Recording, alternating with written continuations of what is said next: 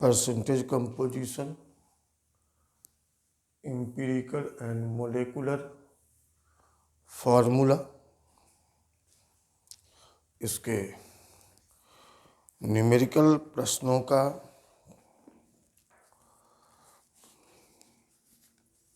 Discussion कर रहे थे। आइए अब आगे क्वेश्चन नंबर 36 से।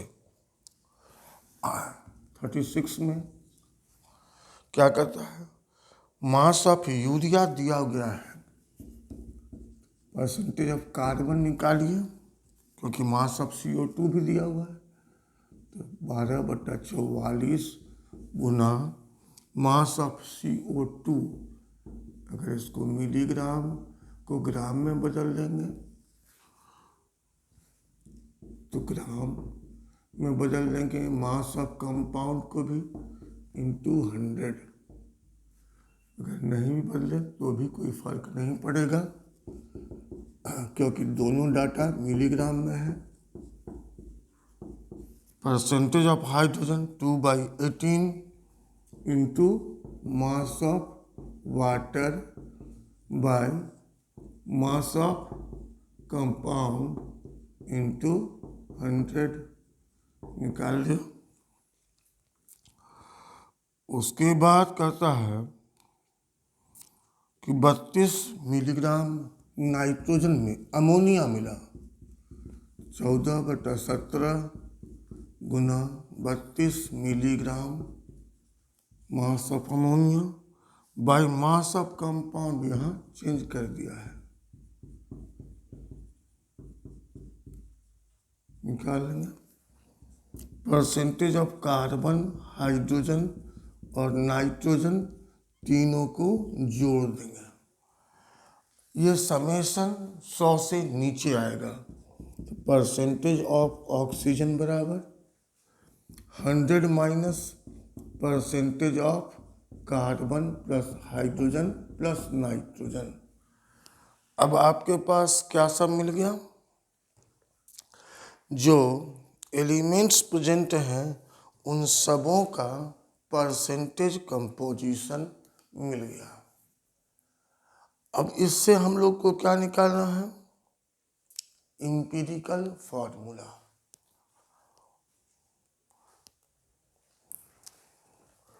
तो परसेंटेज जब मिल गया, कार्बन, हाइड्रोजन, नाइट्रोजन, ऑक्सीजन चारों का परसेंटेज मिल गया,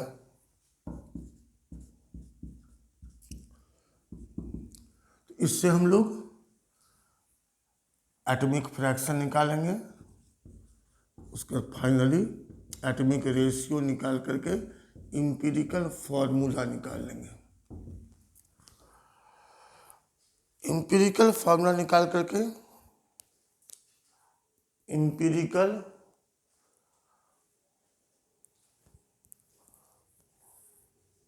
मास निकाल लेंगे। हम लोगों को परसेंटेज चारों एलिमेंट का मिल गया,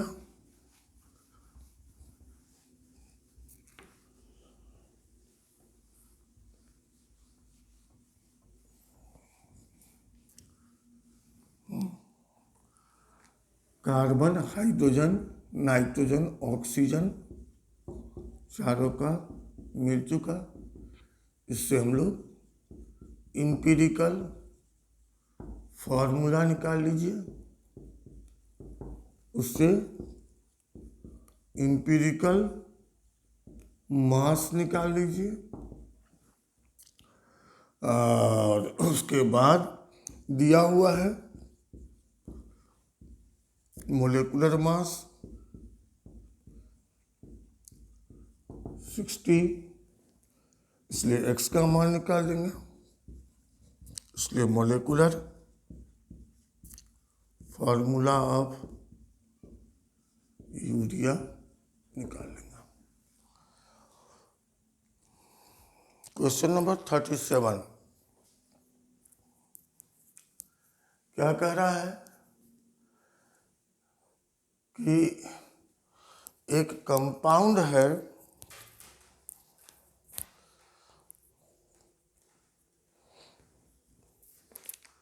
क्लोरीन और फ्लोरीन से बना हुआ। क्लोरीन और फ्लोरीन से बना हुआ एक कंपाउंड है जिसका मोलिकुलर फॉर्मूला यहाँ दिया हुआ है ClFn।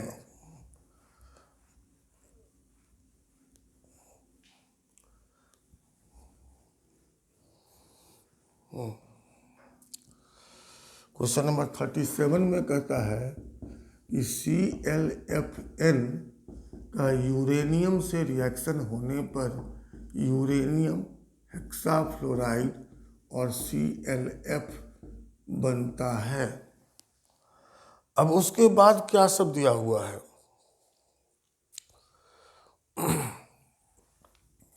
Mass of UF6 formed दिया हुआ है 3.53 ग्राम, ये सब दिया हुआ है। ग्राम मोलेकुलर मास ऑफ UF6 238 + 19 × 6 = 352 ग्राम। तो number of moles of UF6 formed कितना हो जाएगा? 3.53 / 352 लगभग 1.01। फॉर ClF गैसियस क्या सब दिया हुआ है? वॉल्यूम दिया हुआ है 343 ml, 0.343 लीटर। टेम्परेचर दिया हुआ है 75 डिग्री सेल्सियस, 273 348 केल्विन। प्रेशर दिया हुआ है 2.5 एटमॉस्फेरिक।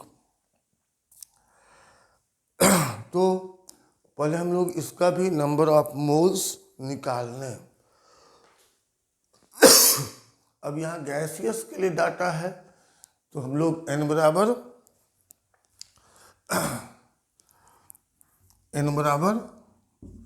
PV/RT फॉर्मूला इस्तेमाल कर दो। यहाँ n का मान निकाल लेते हैं हम लोग, नंबर ऑफ मोल। तो ये हो गया 2.5, ये 0.343 / 0.0821 × 348 सॉल्व करेंगे तो 0.03।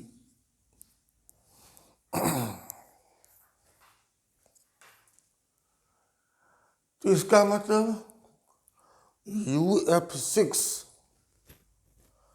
और ClF3 के नंबर ऑफ मोल्स का अनुपात क्या हो गया?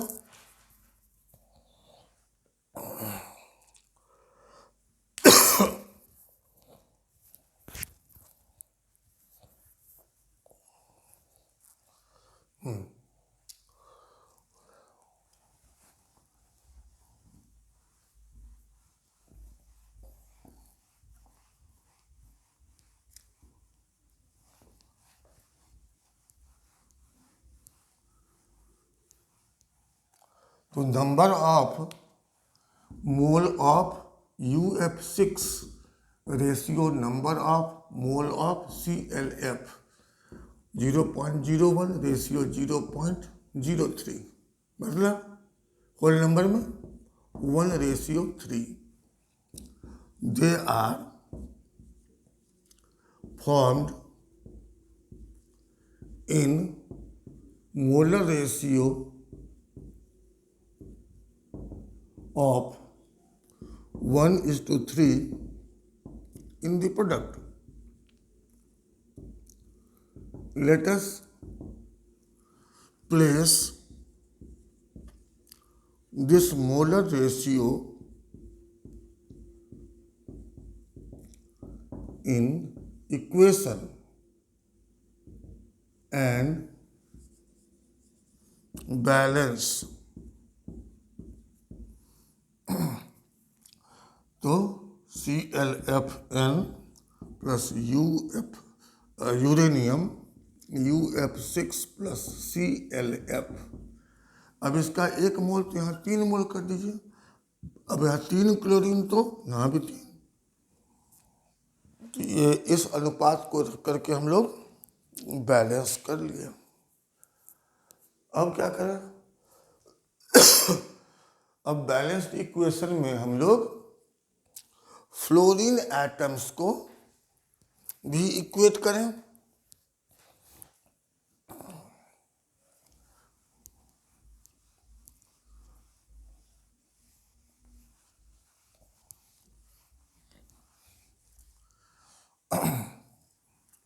Now let us equate number of fluorine atoms on left hand side and right hand side। कितना होगा 3 into n, और इधर कितना होगा 6 और 3 9, इसलिए n बराबर 3, इसलिए ClFn is ClF3 and the equation for the reaction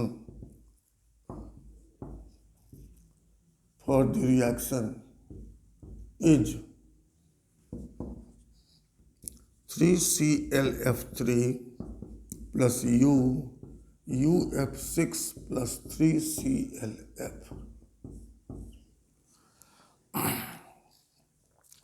आइए क्वेश्चन नंबर 38।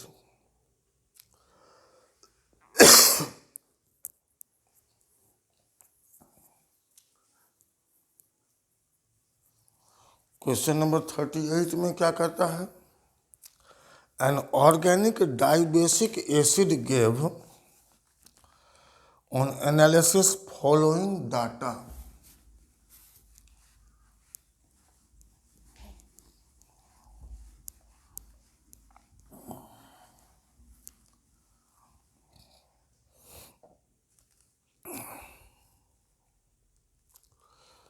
ठीक है, तो हम लोग इन पहले मॉलिक्यूलर फार्मूला भी निकाल सकते हैं। कैसे निकाल सकते हैं, पहले मॉलिक्यूलर मास निकाल लें। तो एसिड रिएक्ट्स विथ कितना gram acid, 0.1075 gram acid reacts with 20 ml 0.1 normal NaOH, जो कि इक्विवेलेंट हो गया 20 into 0.1 ml normal NaOH, 2 ml normal NaOH, 2 into 10⁻³ gram equivalent NaOH बराबर 2 into 10⁻³ gram equivalent acid.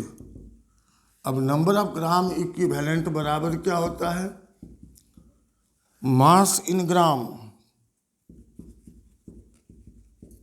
Bye gram equivalent mass. Gram equivalent mass of acid कितना हो गया 1075 bye 2 into 10⁻³ 107.5, तो 53 दूनी 106, 107.5 डिवाइड बाई 2 53.75। अब फिर क्या करता है,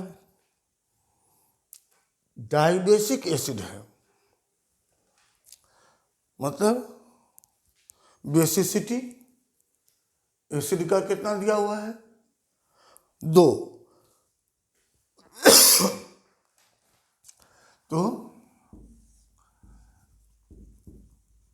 बेसिसिटी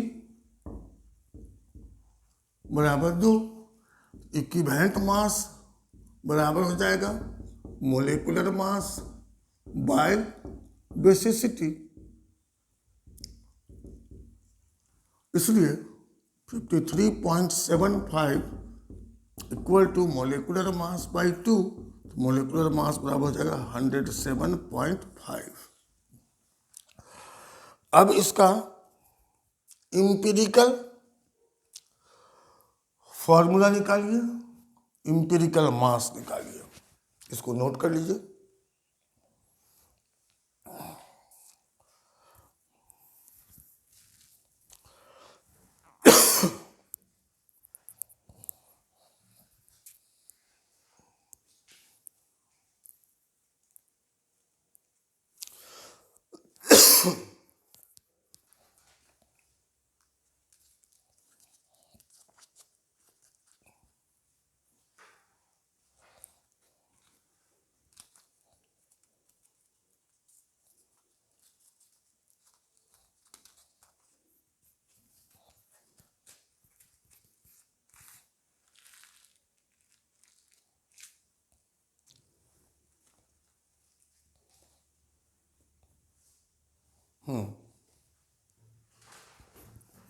क्या सब दिया हुआ है?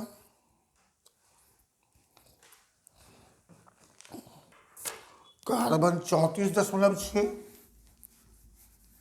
पहले हम लोग मोलेकुलर मास निकाल लिए, अब इंपिरिकल फार्मूला और इंपिरिकल मास निकालें।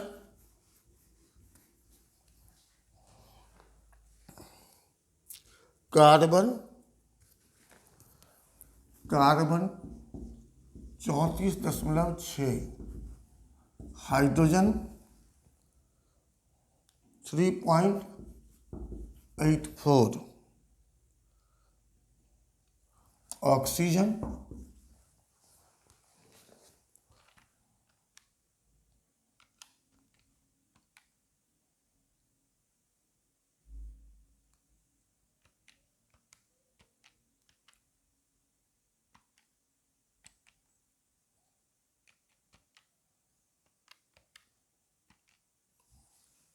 61.56। अब डिवाइड करते चलिए।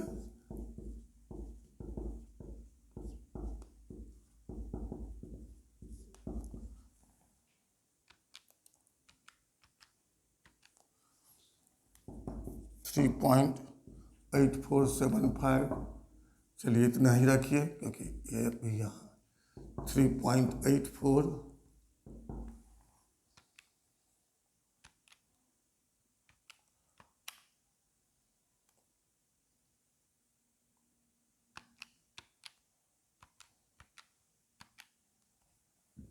2.88 2.88 हो गया। HCF 2.88 by 2.88, 1 3.84 by 2.88,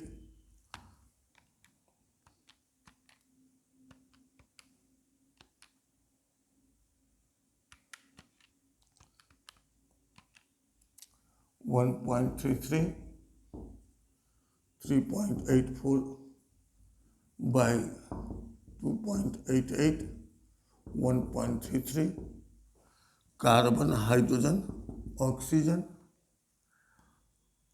1.33, 1.33।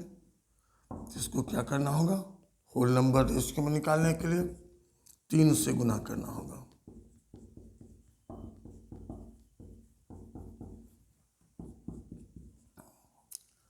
तो ये हो जाएगा 3 4 4 C3H4O4। इंपिरिकल मास कितना हो जाएगा? 12 36 4 40 और 64। 12 36 4 40 और 64, 104। एक्स का वैल्यू लगभग 1, इसलिए मोलेकुलर फार्मूला बराबर H4O4।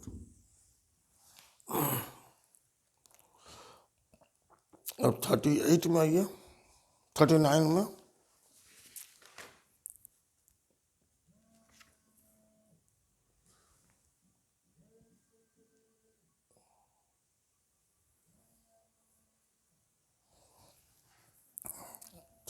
में आइए। अब हम लोग क्वेश्चन नंबर 39 देखें। क्या कहता है, एरोमेटिक कंपाउंड में कार्बन और हाइड्रोजन का परसेंटेज दिया हुआ है। उसके बाद नाइट्रोजन के लिए एनालिसिस का भी डाटा दिया हुआ है।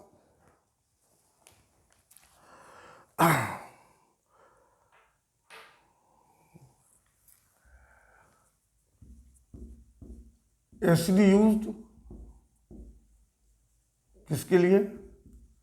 To neutralise ammonia. Acid used कितना है? 50 ml 0.05 molarity H2SO4। 50 ml 0.1 normality H2SO4। 5 या 50 मुझे 0.1 ml normal H2SO4। 5 ml normal H2SO4।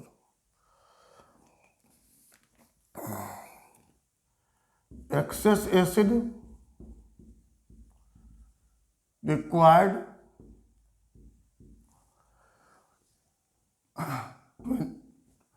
25 ml 0.1 molarity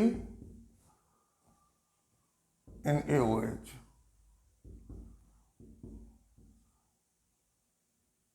2.5 ml, या इसको चलिए भाई एक स्टेप और लिखिए, 25 ml 0.1 नॉर्मेलिटी NaOH। इतना ml नॉर्मल NaOH।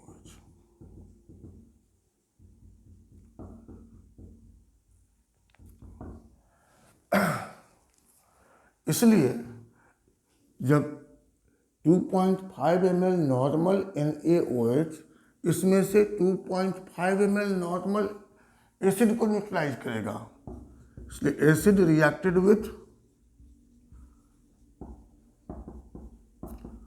अमोनिया कितना हो गया? 2.5 ml नॉर्मल H2SO4। अब 2.5 इंटू 10⁻³ ग्राम इक्विवेलेंट H2SO4 बराबर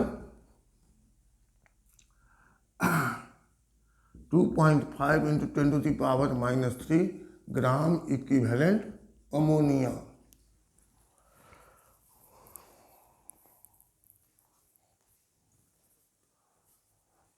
अब मास से बदल दीजिए, तो मास बराबर क्या होता है?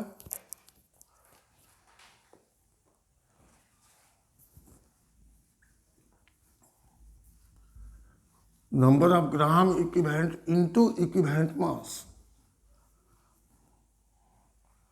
मास ऑफ अमोनिया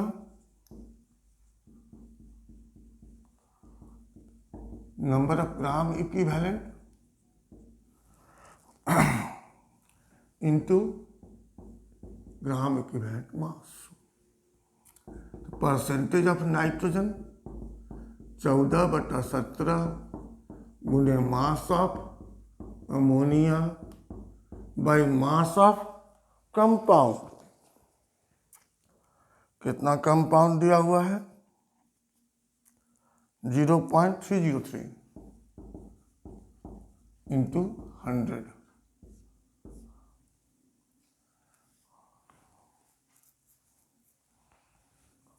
तो 14 दूनी 28 और 7 35 100,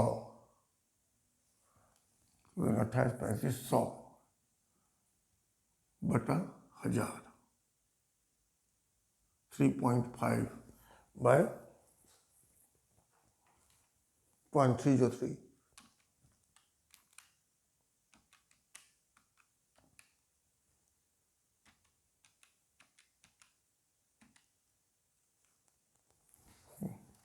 %11.55।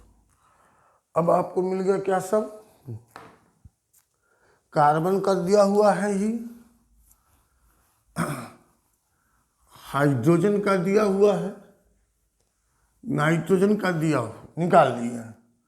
Carbon, hydrogen, nitrogen. अब तीनों को जोड़ के देखिए 100 हो रहा है। 69.4, 5.8 और 11.55 जोड़िए।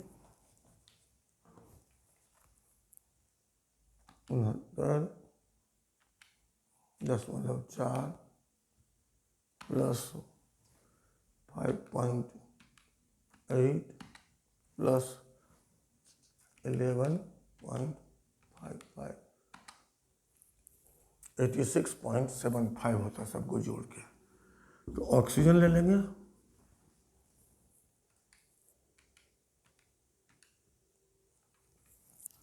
तेरह दशमलव 25। अब डिवाइड करते चलो। 69.4 डिवाइडेड बाय 12। 69.4 डिवाइडेड बाय 12 बराबर 5.78। 5.8 बाय 1, 5.8। 11.55 बाय 14।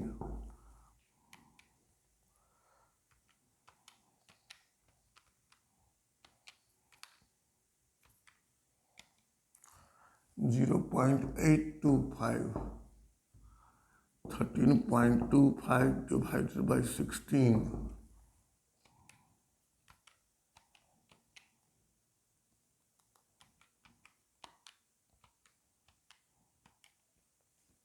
0.825 ही रखिए। हाँ, HCF हो गया 0.825। 5.78 divided by 0.825। 5.78 divided by 0.825 ये 7.006 मतलब 7।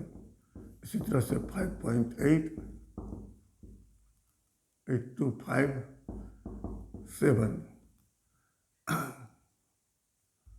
ये हो गया HCF। दोनों में से कोई ले सकता है। 0.825 1 825 0.825 1। इसलिए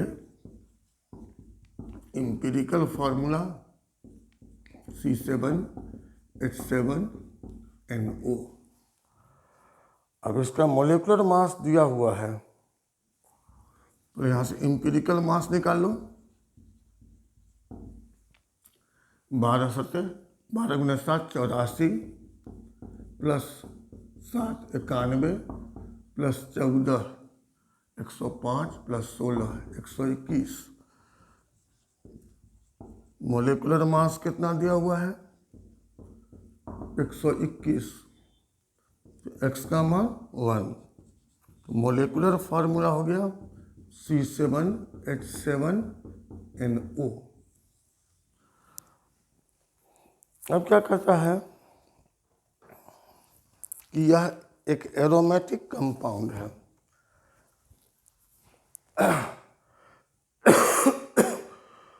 यह एक एरोमेटिक कंपाउंड है।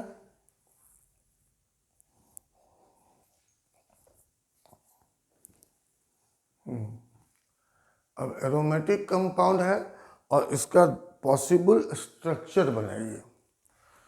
तो बेंजीन का डेरिवेटिव हुआ, बेंजीन में फॉर्मूला आप जानते हैं C6H6। अब यहां क्या करना है,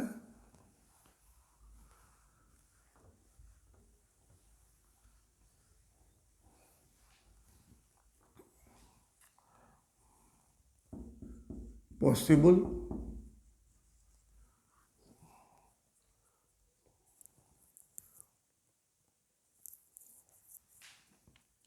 टू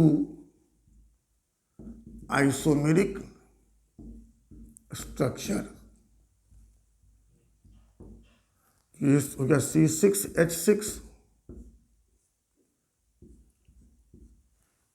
इसमें से एक हाइड्रोजन को हटा के CH3 ले आइए। अब कितना हो गया, C6H8।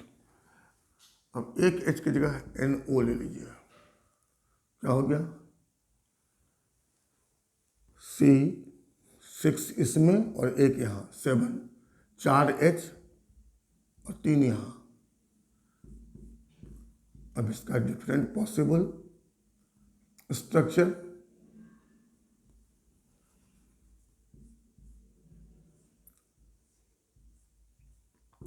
डिलोकलाइज पाई बॉन्ड को आप दिखा सकते हैं इस तरह से भी,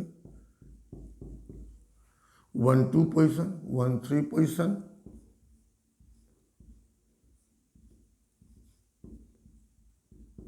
और 1,4 पोजीशन। इस तरह से आपको 2 ही पूछ रहा है, कोई 2 स्ट्रक्चर आप लिख सकते हैं। अब इसके बाद हम लोगों को एक टॉपिक, इस टॉपिक में एक और न्यूमेरिकल रह गया, वह है क्वेश्चन नंबर 40, जिसको हम लोग अगले टॉपिक के साथ डिस्कस करेंगे।